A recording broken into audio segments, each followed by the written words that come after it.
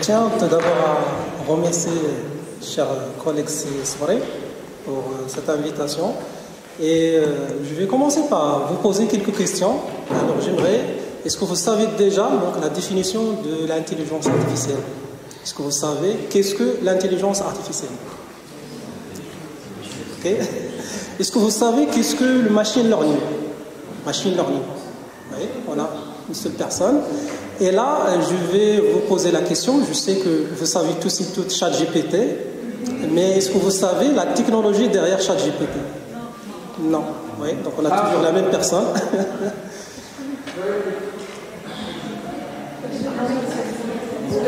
Oui, du coup, bonjour. À ma connaissance, même si je ne suis pas sûr à 100%, mais en gros, le mécanisme basique, c'est quand, par exemple, on dit un mot à ChatGPT, il va faire une recherche de tous les contenus associés à chaque mot, et du coup, après, il y aura d'autres algorithmes après qui vont essayer de rendre ça plus humain, on va dire.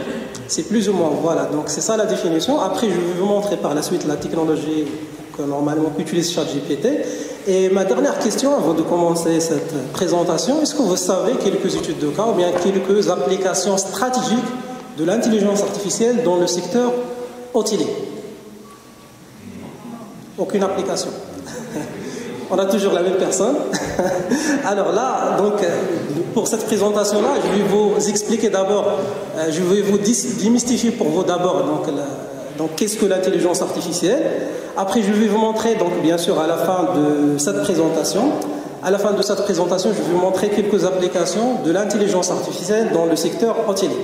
Alors là, je vais commencer par quelques chiffres qui illustrent ou bien qui tracent le trajectoire vers les 100 millions d'utilisateurs de plusieurs entreprises IT, ou bien des entreprises comme Netflix. Alors là, il faut sachez que Netflix a passé, ou bien atteint ce chiffre-là, les 100 millions d'utilisateurs après presque 18 ans d'existence. Après Instagram, que vous l'utilisez tous, je pense, donc il a atteint ce chiffre-là après presque 30 mois. Après le géant chinois, le TikTok, a mis presque 9 mois.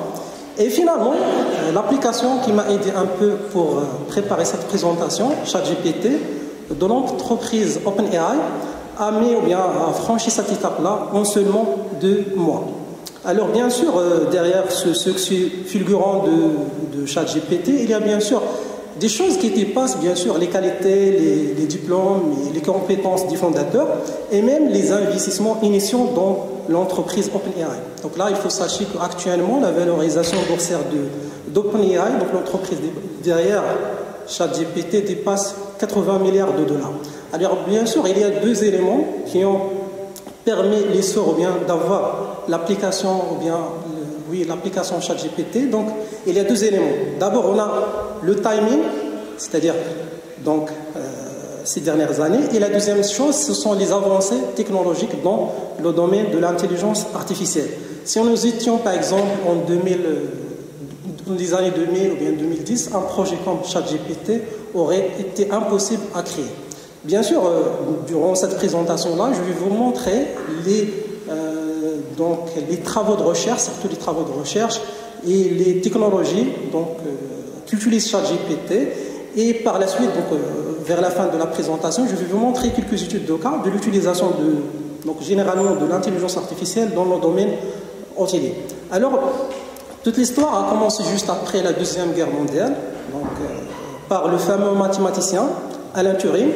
Alan Turing, c'est le père d'informatique, c'est lui qui a proposé les premiers schémas des ordinateurs en 1950. Il a écrit un article très très intéressant, Computing Machinery and Intelligence, où il a fondé les bases philosophiques de l'intelligence artificielle. Il a posé une question très très importante dans cet article-là, can machine think? Ou bien les machines peuvent penser. Alors pour répondre à cette question, Alan Turing, il a proposé le test de Turing. Donc le test de Turing, c'est tout simplement, on a trois choses. On a un examinateur, une machine et un être humain qu'on les place dans trois pièces séparées sans qu'ils puissent se voir. Et après, l'examinateur va se communiquer avec la machine et l'être humain via des messages. Après un certain temps, si l'examinateur n'arrive pas à distinguer les messages de la machine de ceux de l'être humain, on peut classifier la machine comme une machine intelligente. Et à partir de cette expérience d'Alan Turing, je vais vous expliquer la première définition de cette présentation. Qu'est-ce que l'intelligence artificielle? Alors, d'après le travail d'Alan Turing, nous pouvons dire, ou bien qu'on peut définir l'intelligence artificielle comme une branche d'informatique. C'est comme par exemple la finance en économie qui se concentre sur la création d'agents. Alors, lorsqu'on parle d'agent, un agent, c'est-à-dire un ordinateur, un smartwatch, un smartphone, qui est capable de faire trois choses essentielles. D'abord, raisonner, c'est-à-dire réfléchir. Ensuite, la deuxième des choses, c'est apprendre s'il y a de nouvelles choses dans l'environnement, la machine ou bien le système, ou bien dans ce cas-là, l'agent va l'apprendre. Et la dernière chose, c'est d'agir. Agir, c'est-à-dire prendre des décisions, et tout ça d'une façon autonome, ce qui imite parfaitement le comportement humain. Et ça, c'est généralement la définition de l'intelligence artificielle. Après ce cadre donc un peu théorique de l'intelligence artificielle, je vais vous montrer le premier travail intéressant dans le domaine de l'intelligence artificielle, c'est la proposition de ce que nous appelons le perceptron. Alors le perceptron, c'est tout simplement un neurone artificiel. Bien sûr, donc il est proposé par un psychologue allemand en 1957.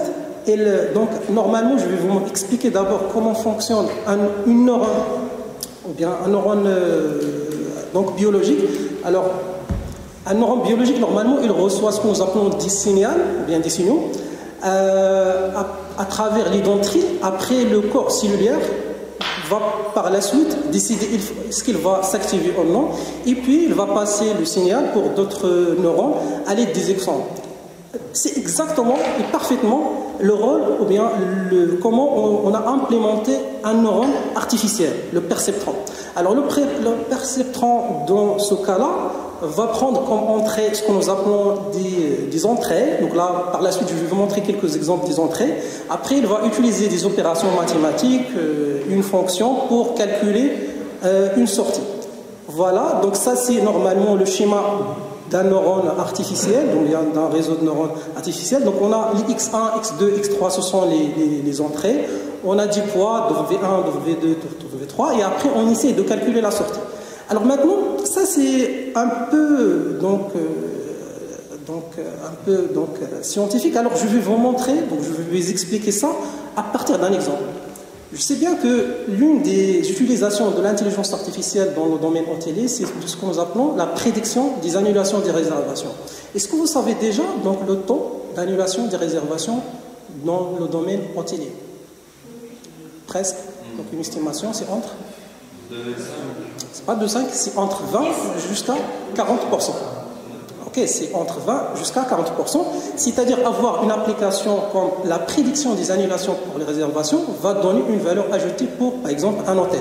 Puisque à l'aide de cette application, on peut, par exemple, suivre le taux d'occupation des chambres et également, on peut, par exemple, penser à mettre en œuvre, ou bien mettre en place des stratégies de vente. Alors ça, c'est la valeur ajoutée de cette application. Alors là, je vais vous montrer comment, par exemple, on peut utiliser un réseau de neurones, donc un neurone artificiel, pour automatiser cette tâche-là.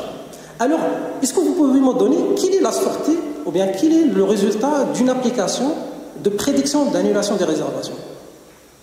Elle va permettre de faire quoi?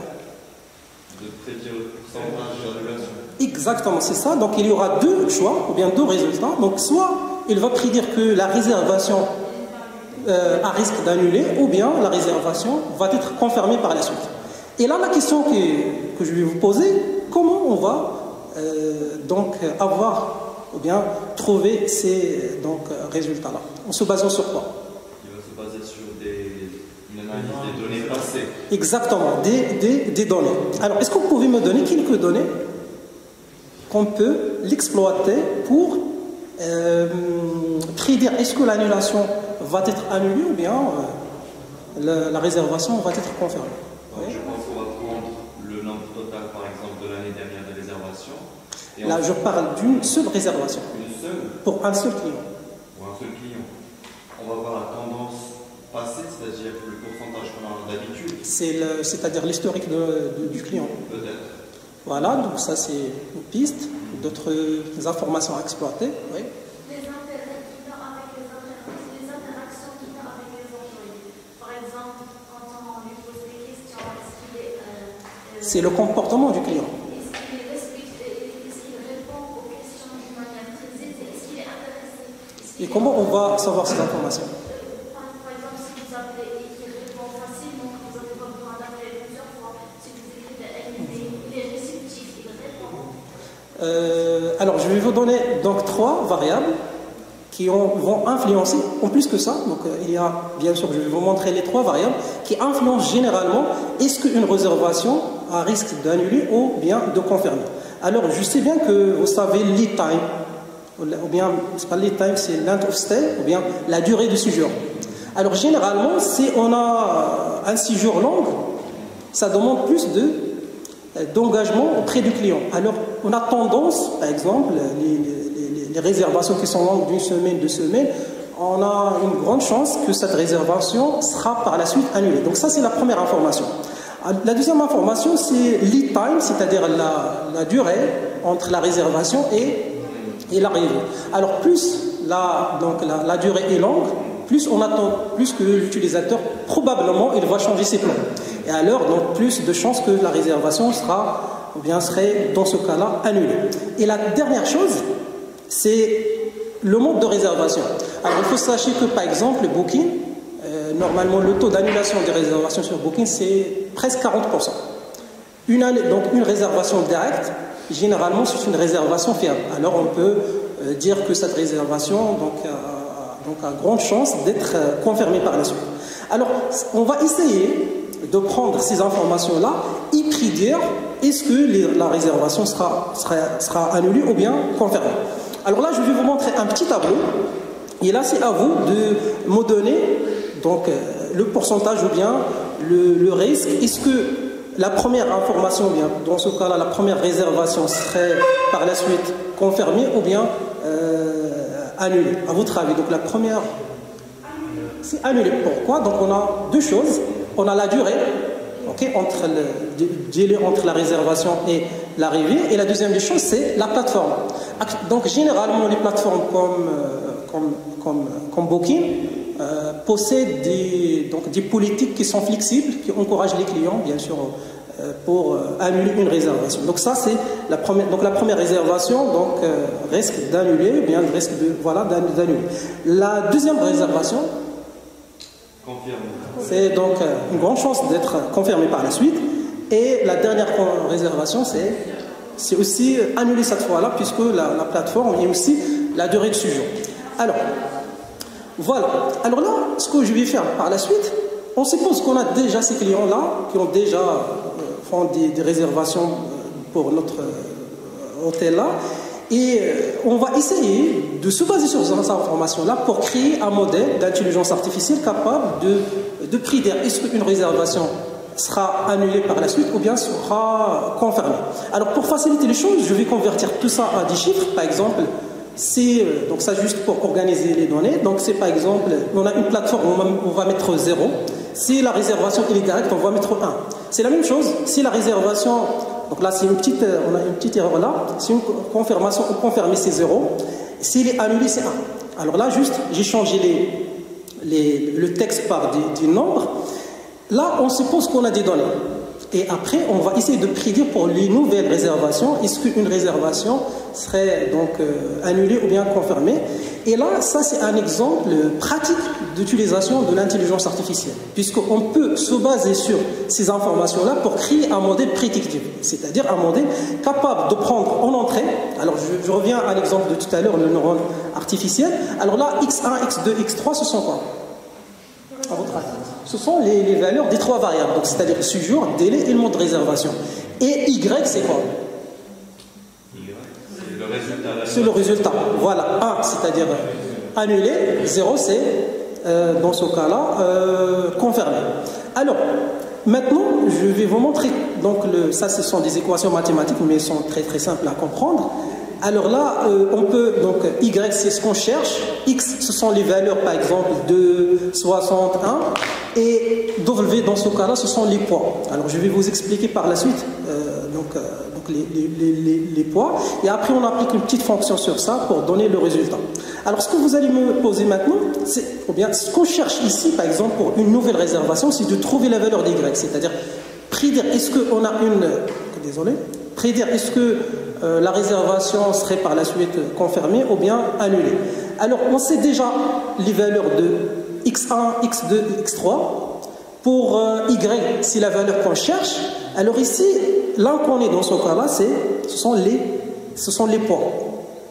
Alors maintenant, la question qui se pose, comment on va déterminer d'une façon optimale ces poids-là, puisque à l'aide de cette équation-là, on peut prédire facilement si on a une valeur proche de 1, réservation annulée, une valeur proche de 0, une réservation confirmée. Alors la question que se pose maintenant, comment trouver ces poids? Alors pour répondre à cette question-là, je vais passer à un autre algorithme qui a été proposé par Geoffrey. Donc il a gagné cette année-là le prix de Nobel en physique grâce à ces travaux-là. Il a proposé un algorithme très très intéressant qui a changé le monde de l'intelligence artificielle. Tout simplement, ce modèle-là, il est capable de trouver les valeurs de W1, W2 et W3. Alors comment on l'utilise?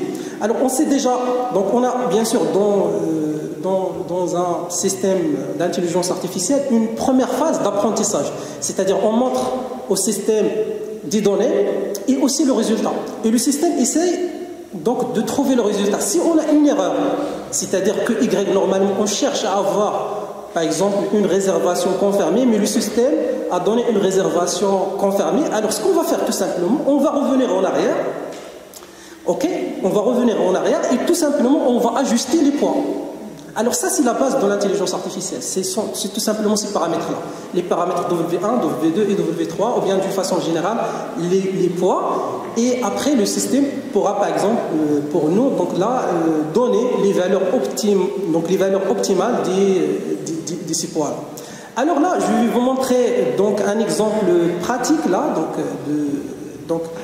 donc généralement un modèle, donc on a deux phases dans l'intelligence artificielle. La première phase c'est la phase d'apprentissage. Alors on a des données passées, c'est l'historique du client par exemple, ce sont des entrées. On essaye avec un modèle de créer un modèle qui essaye de prédire le résultat, c'est-à-dire par exemple dans ce cas-là, est-ce qu'une réservation est annulée ou non.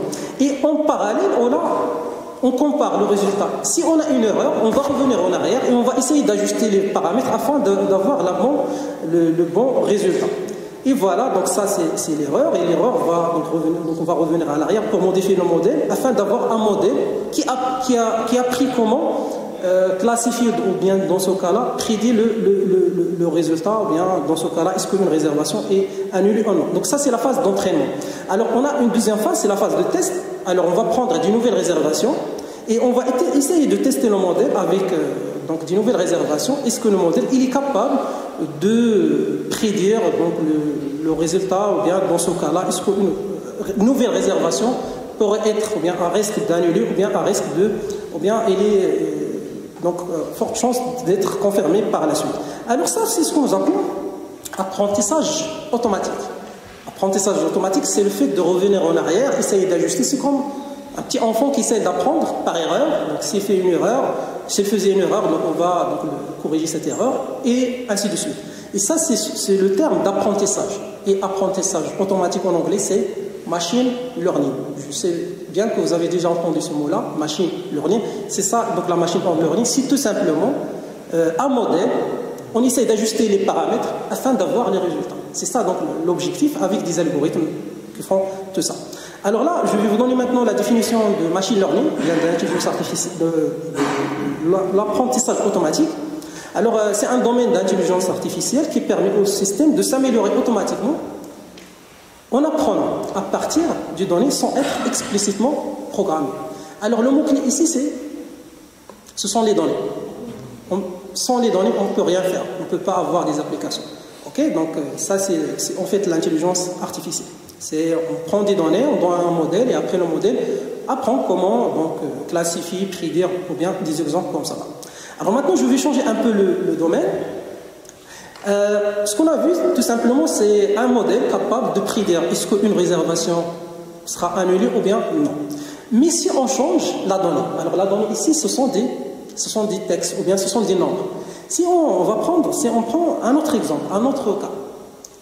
Imaginons qu'à l'entrée d'un hôtel, on va mettre des caméras de surveillance et on va essayer de prédire cette fois-là, ou bien classifier cette fois-là les clients.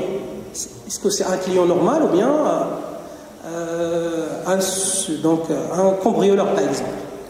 Alors là, est-ce qu'on peut avoir des modèles qui sont capables de faire ça?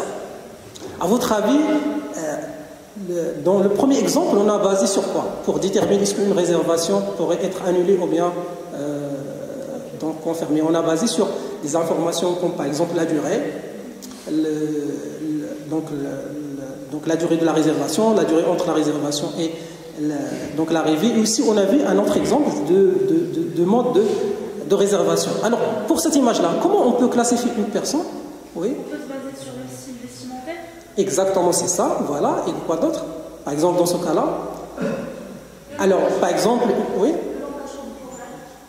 Plus ou moins, mais généralement, là, donc, si on a une personne avec une casquette, des grandes lunettes noires, moustache artificielle, alors probablement, c'est un cambrioleur. Et là, la question maintenant, est-ce qu'on peut entraîner un modèle, comme on a vu tout à l'heure, est-ce qu'on peut entraîner un modèle pour faire ça? La réponse est, voilà, donc ça c'est un premier exemple, et ça c'est un deuxième exemple. La réponse pour cette question-là, les modèles, ou bien les algorithmes de machine learning sont capables de faire ça, mais sont très très limités. Okay? Alors pour répondre à cette problématique-là, je vais passer à un autre travail de recherche qui a été proposé en 1990 par Yann LeCun. Yann LeCun, c'est le chef des chercheurs dans Meta, donc Meta, Facebook, Instagram.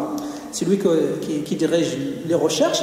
Alors là, il a proposé un algorithme très très important, c'est le réseau de neurones. Toujours on reste dans la catégorie des réseaux de neurones convolutifs. Alors le réseau de neurones convolutifs, c'est tout simplement un réseau de neurones qui est capable, cette fois-là, pas juste de classifier est-ce qu'une réservation serait annulée ou bien confirmée, mais il est capable de classifier les images. Okay? Il est capable de classifier des images, des vidéos et tout ça. Et pour avoir ce modèle-là, tout simplement, comme vous voyez là, il faut avoir un réseau profond. Un réseau profond, c'est-à-dire plusieurs couches de neurones et aussi utiliser une grande quantité de données. Et ce terme-là, profond, dans le sens à ce que nous allons voir maintenant, deep learning. Deep learning, c'est tout simplement, ça c'est une petite erreur, c'est l'apprentissage profond. Ce n'est pas l'apprentissage automatique, c'est l'apprentissage profond. Deep learning, c'est tout simplement un modèle, ou bien une technique de machine learning, cette fois-là qui utilise une grande quantité de neurones, 10 paramètres, donc pour faciliter les choses, ces neurones ce sont des paramètres, pour un peu donc, classifier des images ou bien trouver des relations dans des données complexes. Alors, c'est vrai qu'on a donc ce modèle-là, mais à l'époque, en 1990, donc ces modèles-là ont été un peu très très limités, donc pour deux raisons principales. Alors la première raison, ou bien avant 2012, on avait des problèmes avec les algorithmes d'intelligence artificielle pour deux raisons principales. Alors pour avoir un modèle très très performant, il faut avoir quoi? Il faut donc une grande base de données. Alors par exemple avant l'année ou bien avant 2012, donc les ensembles des données qu'on utilise pour l'apprentissage, alors des images comme par exemple la liste des réservations, ce sont des données qu'on utilise pour l'apprentissage. Il faut avoir des grandes bases de données et ça nécessite 10 millions d'images pour avoir un modèle très très performant. Et avant 2012, donc les bases de données ont été un peu très très petites. Ensuite, la deuxième limite, c'est la limite matérielle. Alors il faut sachez que entraîner un modèle, nécessite l'ajustement, c'est-à-dire revenir en arrière, essayer de changer les valeurs pour avoir un modèle performant. L'ajustement, c'est de millions de paramètres. Et ça prendra 10 mois de calcul, bien des années pour faire ce modèle-là qui est capable de faire tout ça. Alors, c'était là donc les deux raisons qui empêchaient à l'époque d'avoir des applications très performantes dans l'intelligence artificielle. Mais après 2012,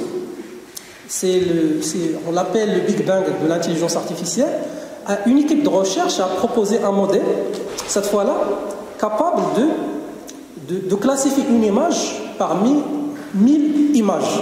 Okay? Par exemple, on a donc des images des personnes, des plantes, du véhicule. Donc l'image, il est capable, ou bien le système, il est capable de classifier une image parmi 1000 classes. Alors, à l'époque, donc comment avoir ce modèle-là, ou bien les paramètres de ce modèle-là, donc il y avait l'utilisation du GPU. Le GPU, ce sont les cartes graphiques pour faire les calculs.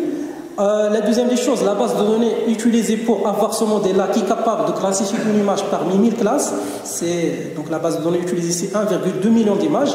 Et là, on a passé de quelques paramètres pour un modèle de prédiction de réservation à un modèle avec 61 millions de paramètres. Donc il faut à chaque fois ajuster 61 millions de paramètres. C'est ça donc le modèle qui a été proposé. Et ça, c'était le Big Bang de l'intelligence artificielle. Depuis, donc, des entreprises comme Meta, Amazon et les autres utilisent des solutions d'intelligence artificielle dans ces produits. Après, je vais parler d'une contribution aussi, par contre. C'est une équipe de recherche en 2014 a écrit un article très très intéressant. Donc le nom d'article, c'est ça le nom d'article, qui a fait naissance à une nouvelle catégorie d'algorithmes, on l'appelle les algorithmes génératifs. Alors un algorithme génératif, c'est tout simplement un réseau de neurones qui est capable cette fois-là, pas juste de prédire donc, la classe d'une image ou bien donc est-ce qu'une réservation serait annulée ou non, mais il est capable cette fois-là de générer des données, générer une image, générer du texte. Et là, je vais vous expliquer comment il fonctionne.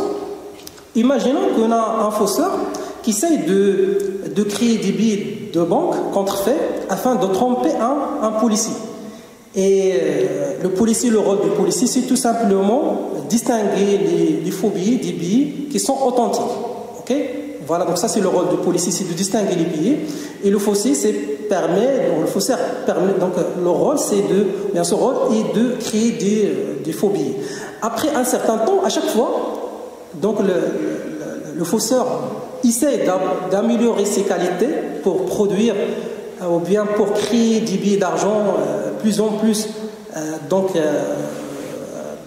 corrects, jusqu'à un certain temps où il arrive à créer des billets d'argent qui sont indiscernables des billets d'argent réels.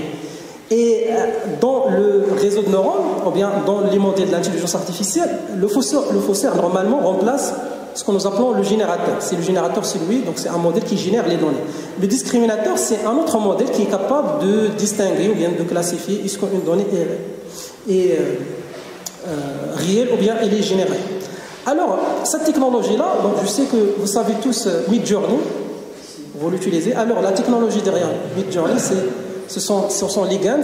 Alors, toutes ces images-là, ce sont des images artificielles. Alors, actuellement, on peut utiliser Midjourney pour créer par exemple, des chambres. Comme vous voyez, c'est une chambre artificielle, des expériences, des œuvres artistiques. Donc, ça, c'est donc la force de ce que nous appelons les algorithmes génératifs. Et là, j'aimerais finir avec la dernière contribution qui a marqué, ou bien qui est derrière ChatGPT. C'est en 2017, il y avait la proposition, donc cet article. Un mécanisme, on l'appelle le mécanisme d'attention. Le mécanisme d'attention, on l'utilise dans les transformers. Alors, ce mécanisme-là, il est capable de modéliser le contexte. Je parle là de modéliser le contexte, c'est-à-dire, je vous donne un exemple. Maintenant, ça c'est un commentaire ou bien un avis. Le Wi-Fi ne couvre pas toutes les chambres.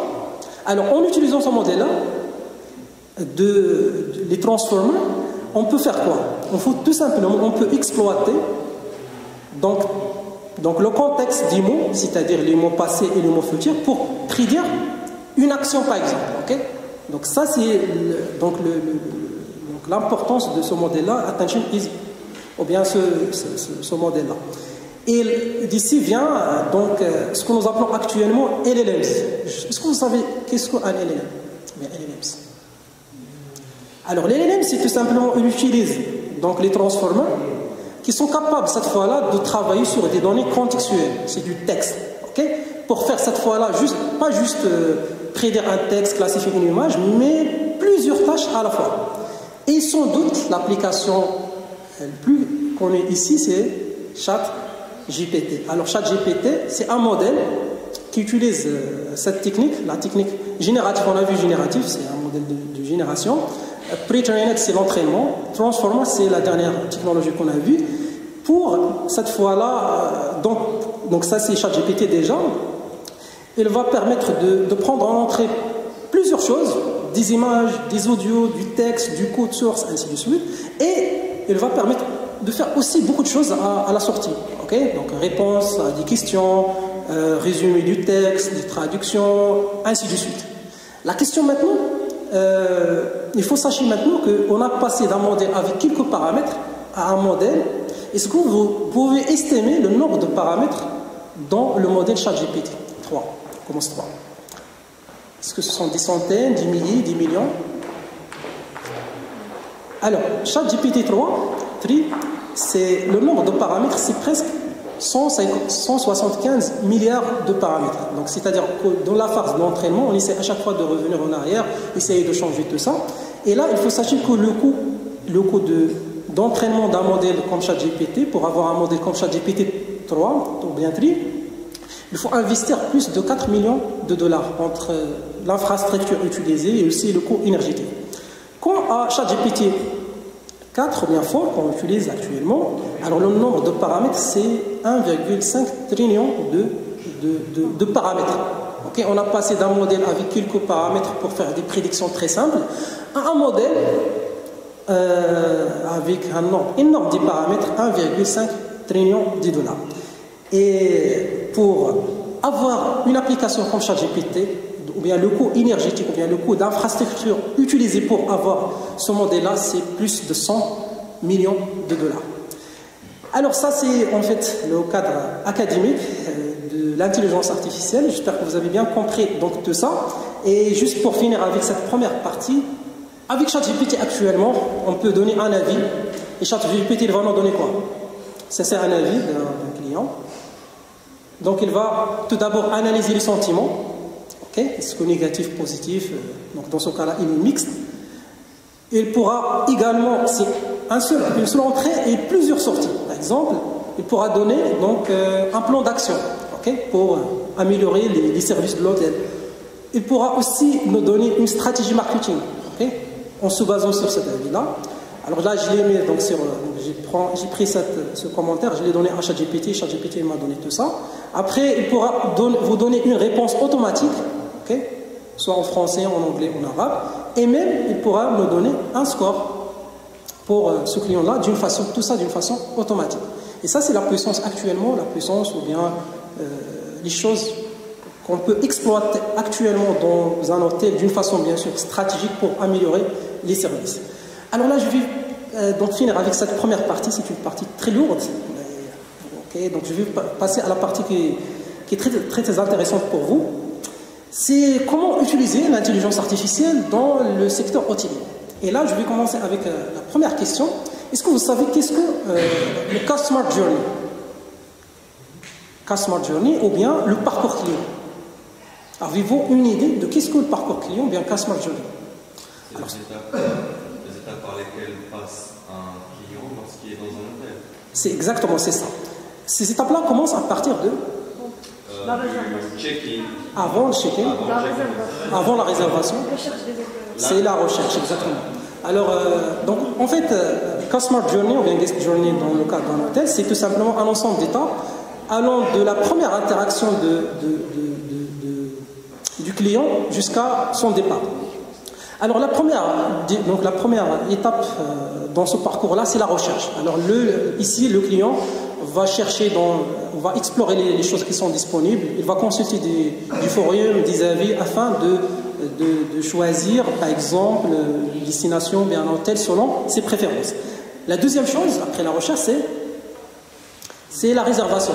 La réservation, c'est l'action de prendre une chambre pour une durée spécifique, et là, donc, soit via une plateforme comme Booking ou bien direct près de l'hôtel. La troisième étape, c'est avant check-in.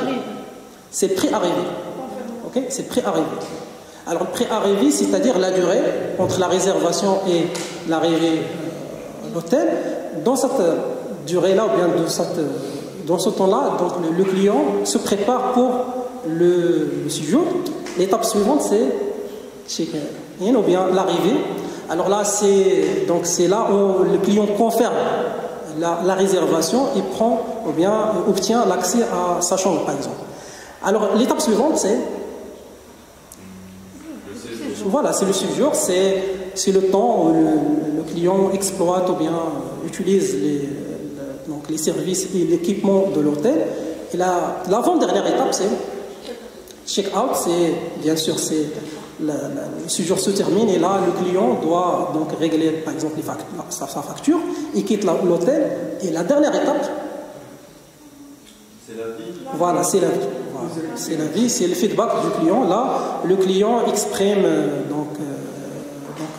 son expérience dans la vie pour l'hôtel. Alors là, il faut sachez que on peut utiliser l'IA, ou bien l'intelligence artificielle, dans chacune de ces étapes-là, afin d'optimiser donc l'expérience. Alors là, on cherche toujours avec l'intelligence artificielle d'améliorer l'expérience client dans notre hôtel. Alors là, je vais vous montrer quelques exemples pratiques et concrets et aussi stratégiques de l'utilisation de l'IA dans un hôtel. Et là, je vais commencer par expérience personnalisée. Alors, avec l'intelligence artificielle actuellement, si on a assez d'informations sur un client, on peut lui proposer donc une expérience personnalisée. L'expérience personnalisée commence dès la phase de recherche. Donc, avec maintenant Facebook, Meta par exemple, on peut donc planifier plusieurs campagnes publicitaires. Par exemple, une pour les jeunes, l'autre pour par exemple les gens, donc bien les femmes âgées, ainsi de suite. Donc en utilisant, bien en exploitant la puissance ou bien l'intelligence artificielle utilisée dans par exemple des applications comme Facebook. Voilà, donc ça c'est la première des choses. Ce sont les publicités ciblées avec des offres personnalisées. Et la deuxième chose, c'est si on a assez d'informations sur un client, on lui propose par exemple 10 chambres, 10 services dans l'hôtel. Alors, dans la vidéo suivante, je vais vous montrer qu'à partir d'une seule information, on peut créer une expérience sur mesure et personnalisée à un client juste dans la phase de la réservation. Alors là, on a un site web, je ne sais pas est-ce que ça fonctionne automatiquement. Voilà, on a un site web, donc ça c'est le client, il est en train de choisir une date, il va choisir par exemple le mois de juin, et là, ce juin c'est août, donc il a choisi août comme séjour, et là vous allez remarquer que, donc là, est-ce qu'il va finaliser ou non la réservation? Non, il va revenir au site, et là vous allez remarquer que toute la page change. Le site a commencé de publier ou bien d'afficher des informations concernant le mois d'août et d'autres activités attestées dans ce mois-là, en se basant uniquement sur la date de réservation. C'est ce que nous appelons la création d'une expérience personnalisée. Alors là, l'entrant il est revenu à cette étape-là, il va arrêter une chambre, ou bien il va réserver une chambre, là il va choisir une chambre double, alors il va finir sa réservation, il va faire le paiement. Alors maintenant, lorsque le client revient à l'hôtel, au site de l'hôtel, on va commencer à afficher les images de la photo, donc les photos de sa chambre, avec un message personnalisé, des informations sur la chambre, des activités. On peut suggérer de faire mise à niveau de la chambre, passer à une chambre plus grande, lui proposer des activités à tester, voilà, durant donc son séjour, voilà, et voilà. Donc ça c'est, vous voyez maintenant qu'avec deux informations, donc l'information de la date de réservation et aussi donc la deuxième information c'est le choix de chambre, on peut créer une expérience sur mesure pour le client. Alors là, j'aimerais finir cette partie-là de l'expérience client par vous dire que la personnalisation, bien la création d'une expérience unique pour un client ne s'arrête pas juste dans la phase de la recherche ou bien dans la phase de la réservation, mais s'étale ou bien s'étendre à d'autres actions, comme par exemple, si on sait déjà des informations sur le client, on lui propose par exemple une musique de fond dans son chambre par exemple, on peut mettre par exemple le snack préféré du client dans sa chambre, on peut même mettre son nom dans la porte de la chambre pour créer un accueil par exemple unique. Alors là, ce qu'il faut retenir, c'est que actuellement les clients dans ce secteur-là, dans le domaine, ne cherchent pas juste de passer des moments mémorables ou bien des moments mémorables, mais aussi ils cherchent à passer des moments mémorables et également sur mesure et uniques. Et la deuxième des choses, actuellement, donc ça sont des informations selon des sources fiables, qu'actuellement 90% des clients cherchent des sites qui proposent des solutions qui sont sur mesure ou bien qui proposent des expériences personnalisées. Alors là, ça c'est la première utilisation de l'intelligence artificielle. Maintenant, je vais passer à la deuxième utilisation de l'intelligence artificielle, c'est ce que nous appelons la tarification dynamique. Je pense que vous savez qu'est-ce que la tarification dynamique. Oui.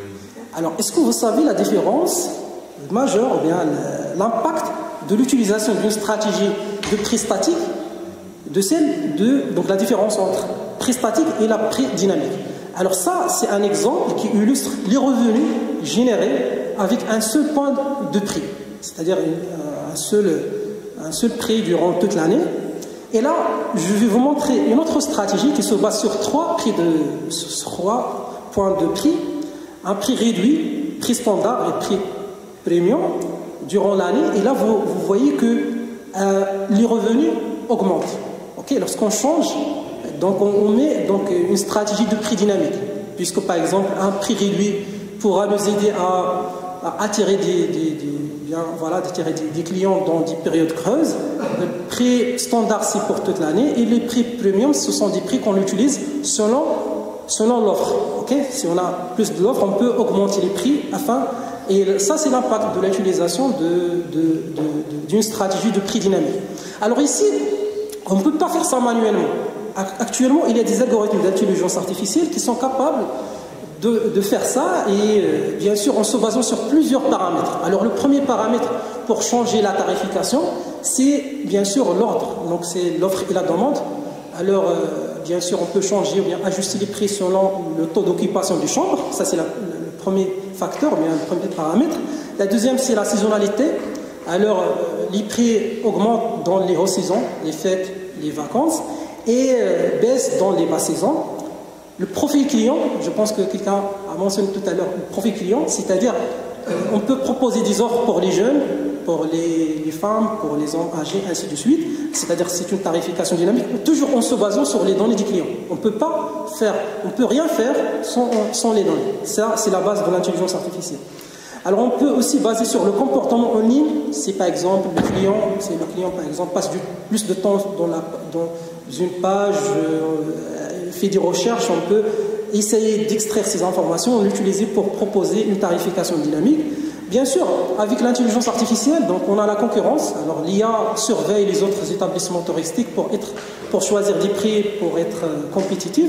Et aussi, l'IA intègre donc, les événements externes. Si on a par exemple une conférence, un congrès, des événements locaux dans la ville, donc l'IA peut ajuster les prix selon ces facteurs-là.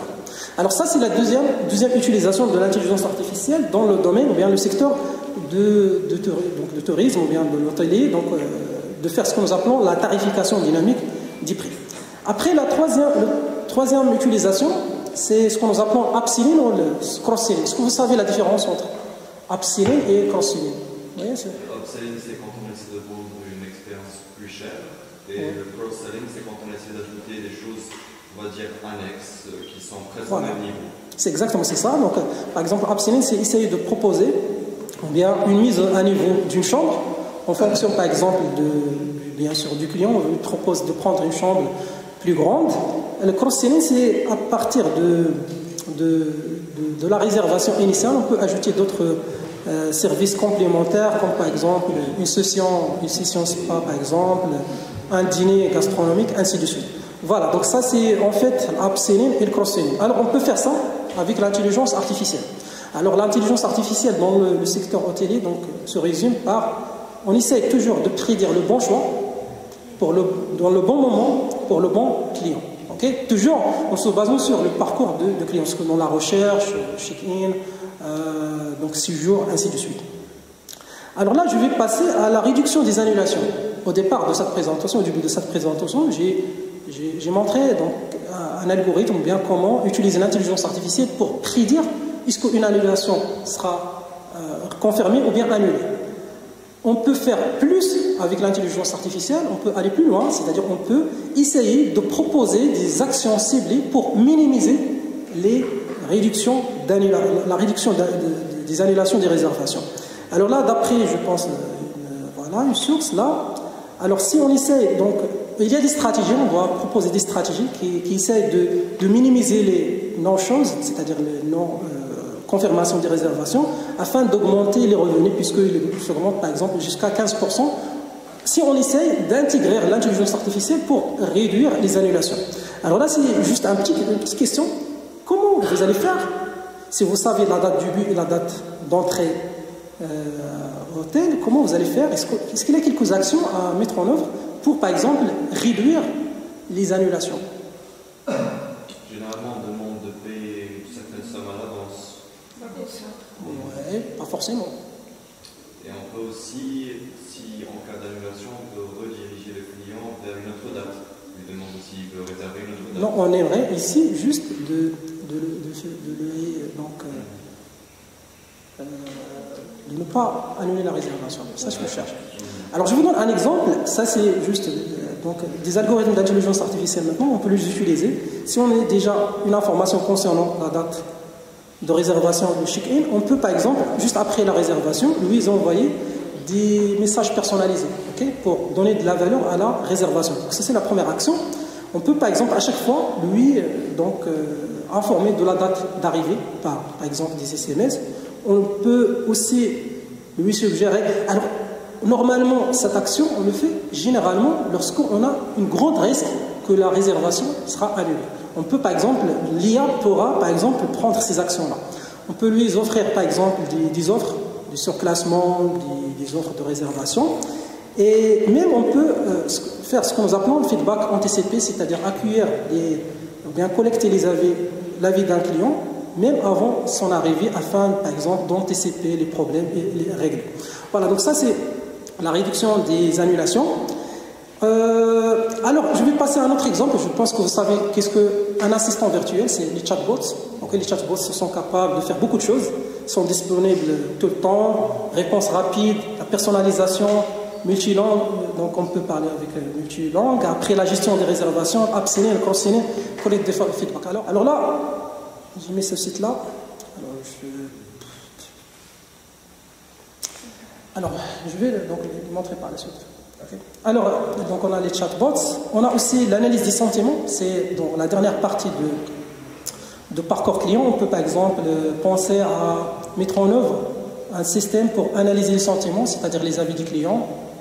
Est-ce que le client il a passé une excellente expérience, ou bien une mauvaise, ou bien expérience il est neutre. L'objectif c'est toujours d'améliorer le service et aussi de fidéliser les clients. Voilà, donc ça c'est donc normalement le rôle de l'analyse des sentiments. J'ai aussi 2 sites web. Donc normalement on a plusieurs applications. Je pense que vous savez vous savez utiliser ChatGPT. Si vous avez par exemple un fichier Excel de tous les avis des clients, vous pouvez le donner à ChatGPT. ChatGPT va vous donner directement, automatiquement les avis, des réponses, des stratégies. Tout ça, donc avec ChatGPT, aussi il y a une autre application qui permet de faire ça, c'est TextData. Ça permet aussi d'analyser automatiquement les sentiments, bien les avis des clients en utilisant toujours l'intelligence artificielle. Alors, ma présentation touche à sa fin. Alors là, actuellement, on ne peut pas juste utiliser l'IA dans la partie opérationnelle, mais actuellement, les entreprises ont la possibilité et l'opportunité d'utiliser l'intelligence artificielle comme un levier stratégique. On peut aussi adopter l'IA pour pas juste d'automatiser l'expérience client, mais aussi pour créer une expérience sur mesure et personnalisée pour chaque client.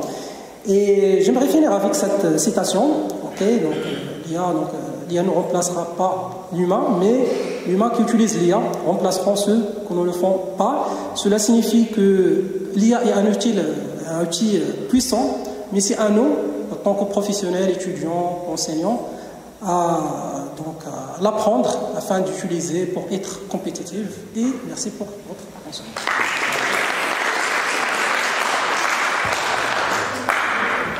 Merci beaucoup, cher ami Sibaye, pour toutes ces informations très riches et variées.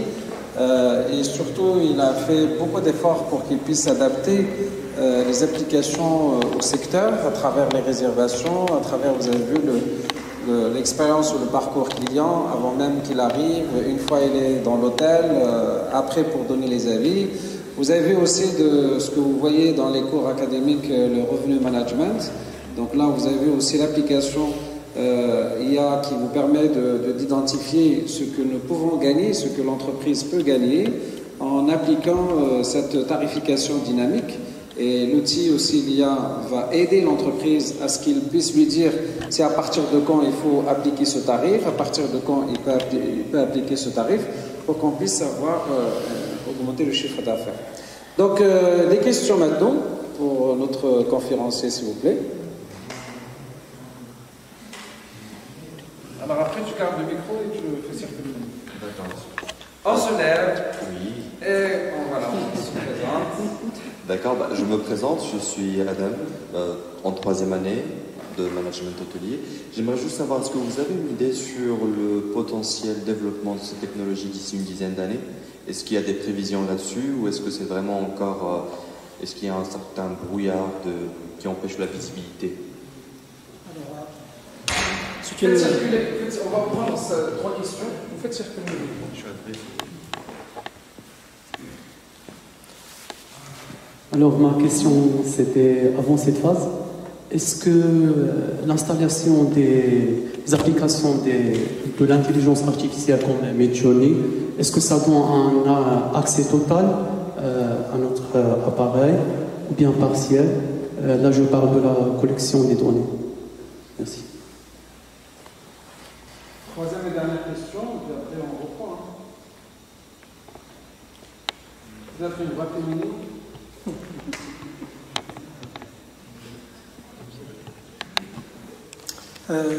La prévision. Alors, actuellement, le domaine de... Je vais parler de ma spécialité, l'informatique. Alors, à l'époque, on avait l'habitude de rester devant un problème, essayer de résoudre, passer beaucoup de temps à faire du code. Actuellement, le même problème, ChatGPT, 2 secondes et la solution. Alors, je pense que la tendance, c'est d'avoir un peu des modèles qui sont capables juste d'aller comprendre notre langage et exécuter des tâches. Par exemple, actuellement j'ai ça, donc vous pouvez faire ça. Donc vous prenez par exemple la liste des avis des clients, ChatGPT, donne-moi les réponses, donne-moi une stratégie marketing et tout ça. Donc ça, il va donner tout ça d'une façon automatique. Ça, je pense que ça, c'est l'avenir. Alors tout ce qui est du texte, tout ce qui est communication sera changé serait changé par l'IA. Donc ça, c'est sûr et c'est certain. Tout ce qui est information, tout ce qui est traitement d'information. Et voilà, donc ça, c'est ma vision. Et vous pensez que cela va aussi supprimer certains postes au niveau, par exemple, marketing de l'hôtel ou au moins, bien sûr, on aura toujours besoin de cadres, mais moins de personnel peut-être? C'est ça, donc c'est la deuxième partie de la question, c'est la réponse. Alors, l'IA actuellement, il nous aide à améliorer, booster notre travail. C'est-à-dire, au lieu d'avoir une équipe avec 10 personnes, on peut juste avoir 2 personnes qui sont capables, qui maîtrisent déjà le métier. Et au lieu d'avoir plusieurs personnes qui font que des tâches un peu opérationnelles, donc l'IA va faire ces tâches professionnelles. Et nous, en tant que professionnels, en tant que des gens qui ont de l'expérience, on va se concentrer sur la valeur ajoutée, sur la partie stratégique. Ça, c'est ma vision pour les choses. Et bien sûr, je vous encourage à aller utiliser ces applications, essayer de voir, par exemple, un hôtel, est-ce qu'on peut aller faire des abonnements, puisque toutes ces applications-là, ce sont des abonnements, il y a des plateformes qui proposent ces services-là. Essayer de voir est-ce qu'on peut les adapter ou non, et aussi essayer de voir est-ce que, par exemple, on a les résultats, voir les résultats pour encourager pour que les gens les utilisent. Voilà. Donc ça, c'est la question. La deuxième question, c'est Midjourney. Alors, honnêtement, on ne peut rien faire sans données. On ne peut rien faire. C'est ChatGPT, donc il utilise tous les données d'Internet. Okay? Si on a les données, on peut faire n'importe quoi avec les données. Okay? par exemple, prédire quelque chose en se basant sur des données. Alors on va prendre déjà une base de données avec des entrées et des sorties, on va les donner à chaque GP, donc à un modèle, et après il va apprendre à classifier par exemple des nouvelles données. Et après, pour les questions d'éthique, est-ce que par exemple Midjourney ou bien ChatGPT est autorisé pour utiliser nos data? Donc ça c'est un autre débat, puisque pour moi on ne peut pas utiliser donc, les données d'une personne sans autorisation. Et voilà, donc actuellement les réseaux Meta améliorent la partie personnalisation et la partie recommandation, il est déjà utilisé dans les réseaux sociaux, par Meta par exemple. Mais Meta utilise nos informations. Quand on fait par exemple quelque chose sur les réseaux sociaux, il récupère ces données-là et après il commence à partager, à publier, à suggérer des données, on se base sur nos préférences. Alors je pense que c'est un autre débat, le débat d'éthique. Peut-être c'est vrai, nous pourra nous dire. On va faire une table ronde par rapport à ça. J'aimerais poser une autre question, c'est, bon, vous êtes on va dire un expert dans le domaine, et vous avez donc bien étudié la chose. Est-ce que, je pense que rien dans ce monde n'est parfait. Donc, à votre avis, quels sont les impacts négatifs de ces technologies-là? Alors là, j'aimerais vous suggérer, bien vous proposer d'aller voir un documentaire sur Netflix. Je ne sais pas ce que vous avez vu ou non. The Great Hack. Ou bien c'est un documentaire qui raconte l'histoire de Cambridge Analytica. Cambridge Analytica, c'est une boîte anglaise qui a été utilisée par Donald Trump en 2014 pour essayer d'aller proposer du contenu, là je parle du contenu, pour les Américains en se basant sur leurs préférences. Par exemple, essayer un peu de diaboliser Clinton, essayer d'exploiter les données des personnes. Alors, pour moi, c'est l'utilisation des données, ça c'est le premier danger de l'intelligence artificielle. Est-ce que un algorithme d'intelligence artificielle a l'autorisation d'utiliser nos données? Ça, c'est la première des choses.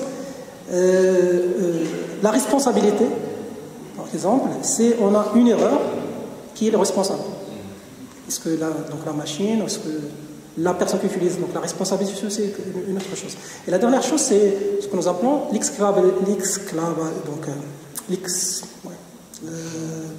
c'est-à-dire que pour donner une décision, il faut nous donner la raison pourquoi.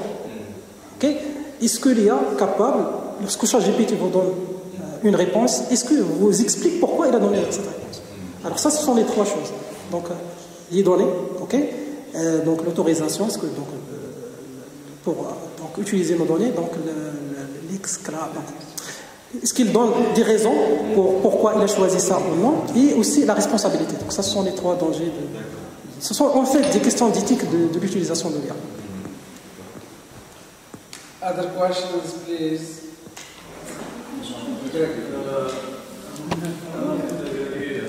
Là, le micro. Après, on va revenir.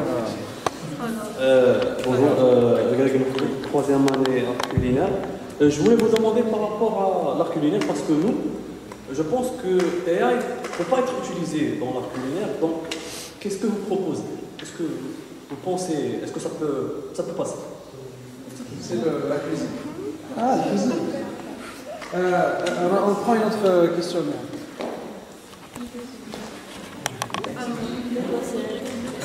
Bonsoir, je m'appelle Yann Martipi, je suis en troisième année management international. Alors ma question c'est, il y a toujours une idée qui me vient à l'esprit, est-ce qu'un jour l'intelligence artificielle peut prendre la place de l'être humain? C'est ça ma question. Ok, alors, je vais répondre à cette question, répondre aussi à l'autre question de la cuisine.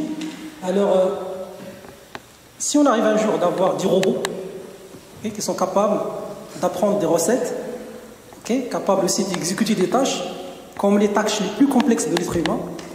Alors pour l'instant, ça c'est la limite de l'intelligence artificielle, tout ce qui est robotique. C'est impossible d'avoir un robot par exemple qui circule ici, qui fait des tâches de l'être humain. C'est très très compliqué d'avoir ce robot par exemple.